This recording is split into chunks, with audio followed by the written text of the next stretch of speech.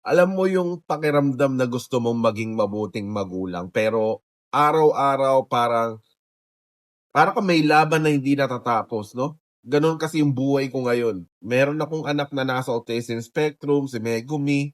Siyang dahilan kung bakit ako lumalaban araw-araw. Matalino naman siya, masayahin, pero kailangan niya ng extra care, extra patience, tsaka extra time.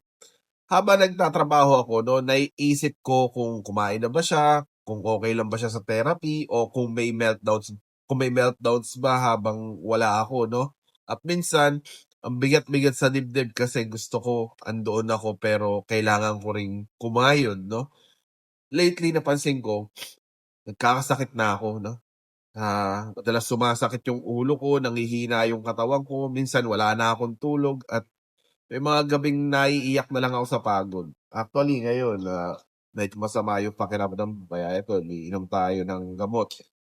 Ah, pero alam niyo guys, kind warriors, kapag tinitignan ko siya, napapawi lahat ng pagod ko kasi siya lang din yung dahilan kung bakit ako bumabangon ulit kinabukasan.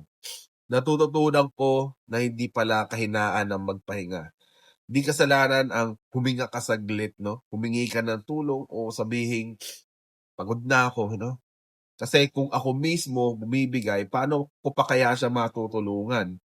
Kaya ngayon 'no, kong baguhin, ginagawa kong may oras ang lahat 'no, yung oras ng trabaho, oras sa anak ko, oras sa mga ibang bagay, at oras din siyempre para sa sarili ko.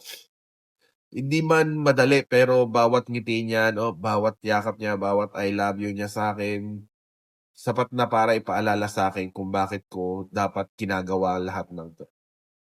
Pagod ako, oo, pero hindi ako titigil kasi ako ang tatay niya at para kay Megumi lalaban ako. Alright, peace.